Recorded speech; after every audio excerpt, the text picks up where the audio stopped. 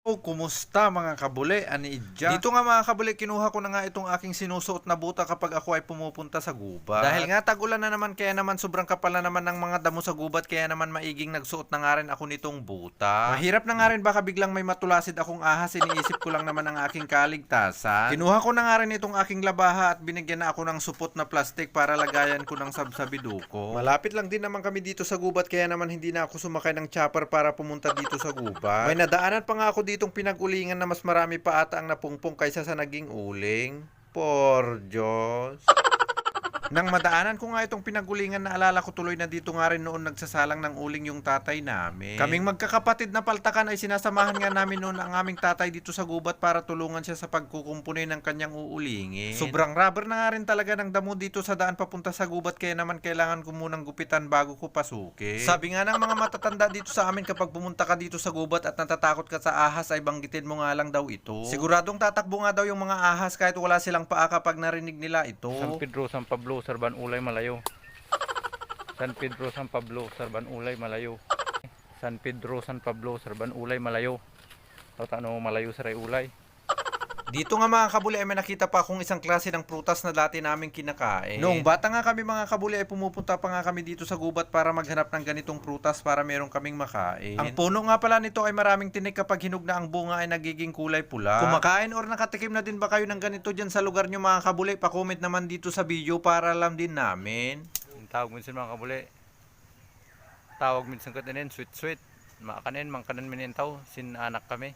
Tawano, tandarat nin anak nin kanan en. Dito nga mga kabuli ay may nakita na nga rin akong sabsabiduko. Mabuti na nga lang banda rito lang sa baba yung nakita ko, kaya naman hindi ko na kailangang umakyat. Dahil nga ang ibang sabsabidukong mga kabuli ay gumagapang papunta sa itaas ng puno, kaya naman kailangan mo pang umakyat para makuha. Kahit hindi pa nga bumukao ni Busyag ang ibang bulaklak ng sabsabidukong, ay kinuha ko na nga rin, baka maunahan pa. Dahil kusang tumutubo nga itong mga sabsabidukong dito sa gubat, kaya naman paunahan ang pagkuha tuwing sila ay namumulaklak. Itang kisarat ni Busyag tekot.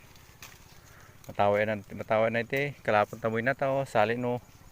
Nakita mo't kasi kinalap te, maunawan rata mo ninin, bantay sa lakay, talagang paunawan sa sabidukong, lalo iti at sa, iti sa bandan, adanita mo, kalapot na ng tampurin, taman kinibusyag, kalapot na mo'y nain, sali mo unawan tamuot, guwa nain, taman kit bumuka, bala mas mataway inin talaga mga kabuli, saray bimuka, saray kimayang wanin, mas mataway saray tao.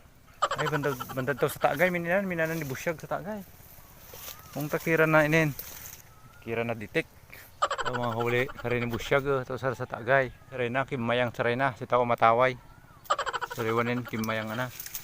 Pantay mga huli, ano ni Busyag sara. Hindi sa bidukong.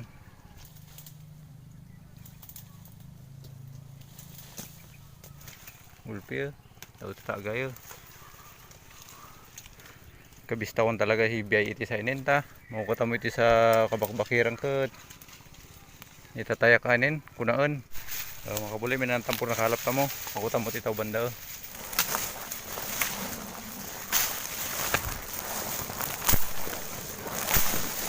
Saraman lang makabuli min nakita mo ti yat ni Busyag ila ruma, wala kalapan ta mo inin talaga iti ta. Bawa ang pag-insawanin apaw, bawa talaga ang pangalap sa bidukong. No gulpin tanda mo kasi kayo makagulpe, okay mo tanda no di kami inanraket nalugi ka ano si ita mo ta pinirmita mo ti sa enen adanita mo ti sa kabakbakiran kabisado ta mo namat sa romano ti sara no di tumubo intaw kat itaw tumubo yung manad tao kanya subli-subli mo tamo tao imusar madlaw nung inin tabra mon burak saran sa lumagi umiinin. Timingan tong sarete San Pedro, San Pablo, Sarban Ulay, Malayo. Ito tamo na medyo sumalak sa inin ulay.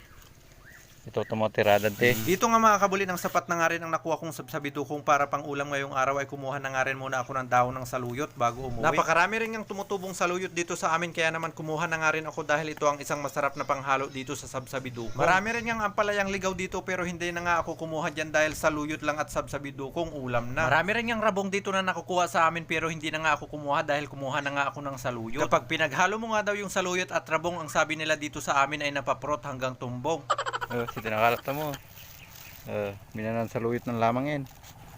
Pagkarating ko nga dito sa bahay mga kabuli, agad na nga rin niluto ni Commander. Madali lang naman itong lutuin, lutong Ilocano lamang na ang tawag nila ay inabraw o dinundang. Mabuti na nga lang hindi kinalung ng pusa itong aming prinitong buslugan, kaya naman meron kaming naisagpaw. Habang kami nga ay kumakain mga kabuli, gusto ko nga lamang ulit magpasalamat sa inyo dahil sinubaybayan nyo na naman itong aking munting pelikula hanggang dito sa dulo. Matanong ko na nga rin mga kabuli kung nagugulay din ba kayo ng ganito dyan sa lugar nyo. Paano nyo po ito niluluto at ano ang madalas nyong sinasagpaw? Mag-comment na lang po kayo dito sa video, baka sakaling parehas lang tayo ng diskarte sa pagluluto para alam din namin. Sa mga solid na sumusuporta sa amin mula nung una hanggang ngayon, maraming salamat po. Sa kasalukuyang ito nga mga kabulay, inabot na natin ang 8K followers dahil sa inyong solid na pagsuporta. Sana bago matapos itong aking video mga kabulay, inyo na namang i-like at i-share itong aking video. Hanggang dito na lang po, kita-kits na lang ulit tayo next episode. Por Diyos.